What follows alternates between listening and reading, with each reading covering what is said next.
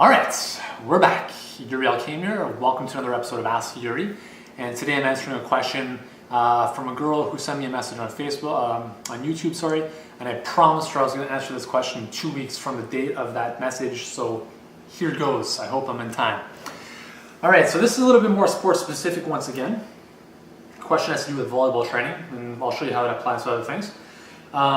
Dear Yuri, I used to spend a lot of time in the gym preparing for the upcoming volleyball season, but I found the programs they were giving me required a lot of time and mainly gave me bulk and did not increase my volleyball function. So I started looking around for other methods and started doing a lot more core exercises using the Bosu ball, TRX, etc. instead of just weight machines. This is also how I stumbled across your YouTube channel. With you being a professional athlete or former professional athlete, in your videos just making sense, I keep following you. Thank you. So when I saw you were doing a series of Ask Yuri, I thought I'd ask you my chance, blah, blah, blah, blah. Okay, in preparing, she wants to know how to prepare for the upcoming volleyball season. The season ends in April and starts again in September. To give you an idea of the time frame, I do want to continue to play beach volleyball 2 or 3 times a week during the summer. My question is the following. Do I still need to do extra cardio, and if so, intervals or long duration? When I used to go to the gym, they always said you need to train in cycles, example 4 weeks, and then on to another cycle. I'll explain that in a second. So kind of like mass building, strength, power, stuff like that. If so, why should I keep doing this? And then when should I start, and how many times a week should I do plyometrics? Thanks a bundle in advance, Michelle. Okay, so she actually gave her name, sorry. Okay, Michelle, so hopefully this answers your question. Let's look at the first thing. Do I need to do extra cardio if you're training for volleyball? First thing you need to do, and this is if you're an athlete of any kind, runner, basketball player, hockey player, soccer player, you need to look at the demands of your sport. That's the first thing you need to look at. You have to understand what are the movement patterns, the energy system demands, and etc. Volleyball has a huge amount of obviously power involved. Jumping, vertical jumping. That's pretty much one of the biggest things. So a lot of your training is going to be involved around building strength and power in your lower body. You're also going to need some flexibility, full range of motion through the shoulders, keeping your shoulders healthy, core strength, hand-eye coordination, all that kind of stuff outside of the gym. That's important as well. But you also do need that minimum aerobic base. So think about this. I used to play volleyball in high school. I loved it. I still play beach when I can. Beach volleyball is a very different sport than hardcourt. Beach volleyball is a huge anaerobic and aerobic demand. 2 guys covering the same size court pretty much as an indoor 6v6 court. So that's a lot of running around on sand, which makes things a lot more challenging. So if you want to use beach, here's what I'd recommend, is use beach volleyball as your way to build your base for the hardcourt season. It's going to be more specific. You're going to be getting into great fitness. Why are you going to spend time running when you're not going to be doing much running on the volleyball court? Play beach volleyball 2 or 3 times a week. That's going to be better than any kind of interval training or long distance running that you can do that's going to benefit volleyball. So I would say for the aerobic side and anaerobic side, do the beach, right? You're going to be digging deep, getting dirty in the sand, up and down, running all around. That's not easy to do. So that's my recommendation for the cardiovascular perspective. In terms of going to the gym, strength training stuff, should you be training in cycles? Yes. Very important for athletes. You have to know when your season starts and when it ends, when are your major competitions, and you need to basically plan yourself accordingly. To give you an example, once again, with the men's soccer program at U of T, our season runs from preseason mid-August, season starts early September, nationals are in the first week of November, so it's a very short season, 3 months.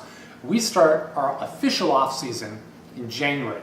So January to November is a very long time away. So we don't spend a lot of sport specific time, in terms of training wise, at that time. So January is really, we spend 2 to 4 weeks circuit training, full body exercises, building up in a general conditioning base. Okay. So when I talk about that stuff, I'm looking at maybe 6 to 8 full body exercises, repetitions would, 10 to 12 repetitions, building up a little bit of mass, right? Not crazy, we're not, trying to bulk up necessarily, but building a good functional aerobic and just general conditioning base, okay? Now, if your sport demands you put on a bit of size, let's say you're a rugby player or a football player, you may want to spend 4 to 6 weeks in a hypertrophy phase at the get-go. So you're You're looking to bulk up initially, and then you're going to build upon that in the later phases. For volleyball, similar thing. You don't need to be bulky, but you need to be strong. So like with soccer, I would suggest building a good base, full body exercises, circuit training, general conditioning stuff for about 4 weeks. Then you can move into more of a strength phase, 4 to 6 weeks. The strength, I think, is a really, really important component. Strength phase, you want to focus on lower body explosiveness, which you'll get into in the plyometrics. But even as you're doing the exercises, looking at things like squats, front squats, jump squats, clean and presses, snatches, Olympic movements, right? Anything that's going to mimic that triple extension, that jumping motion is going to be very, very critical for volleyball players. You can even look at taking off on one leg. So you could do one-legged step-ups into power drives, stuff like that that's going to help you on the courts, taking off one leg and stuff like that. So from a strength perspective, you want to focus on that. You also want to focus on developing a good health in your shoulder, because volleyball players are very susceptible. Overhead motion constantly, that's a risk factor for shoulder injuries. So you want to do any kind of shoulder prehab you can do. You can do, Y formations, T formations, W's. If you have no idea what this stuff is, I'm sorry, but Fitter You Fitness, you may have to join that to get all these warm-ups and stuff. But anyways, any kind of shoulder prehab type stuff is really, really important. What else? You also want to look at developing your lats, your pecs, your triceps, right? When you're spiking a volleyball, same in tennis, right? You're serving, right? But a lot of people don't know this, that a lot of the power from the serve, the racket head speed, or in a volleyball, the smash, the spike, comes from the triceps. Because if you think about it, you're not spiking like that, you're spiking like that, right? You come over your head, flexion in the elbow, and then extension right through, and that's all tricep at the end part of that motion. So you're looking at your pecs, you're looking at your lats, you're looking at your rotator cuff, you're looking at your tricep, boom. You don't necessarily have to isolate each muscle group, but work on the functional movements. So pullovers on the bench with a dumbbell, you can do cable pull downs for that type of motion, and then you can work extensively, through that type of tricep extension movement. Once you're done the strength phase, 4 to 6 weeks, or maybe even 4 weeks to 8 weeks if you want, build into your power phase. Power phase plyometrics, you want to build the base first.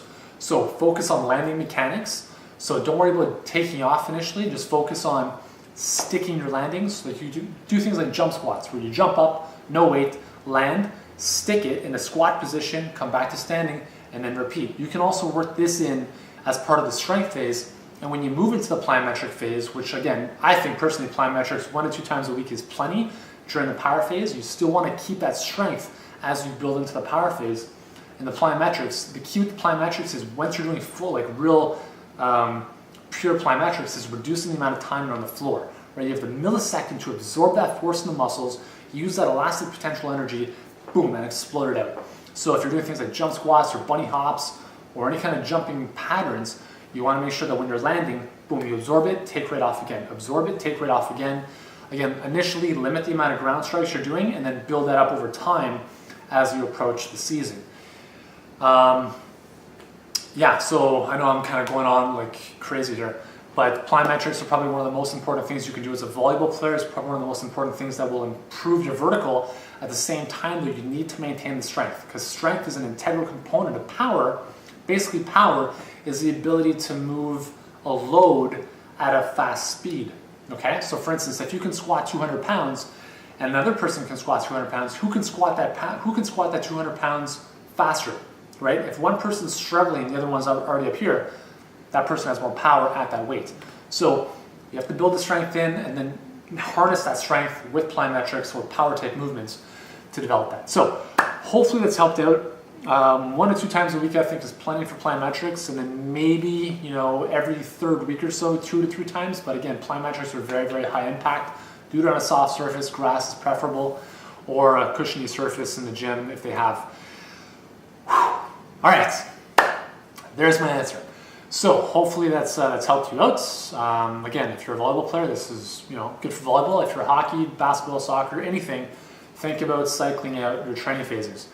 Anyways, I'm going to stop there. Thank you for asking once again. And if you're interested in training more like an athlete, check out fitteryoufitness.com. I put it together specifically for everyday people who want pro athlete results. So go there now, check it out, and you're going to get all this stuff on a monthly basis.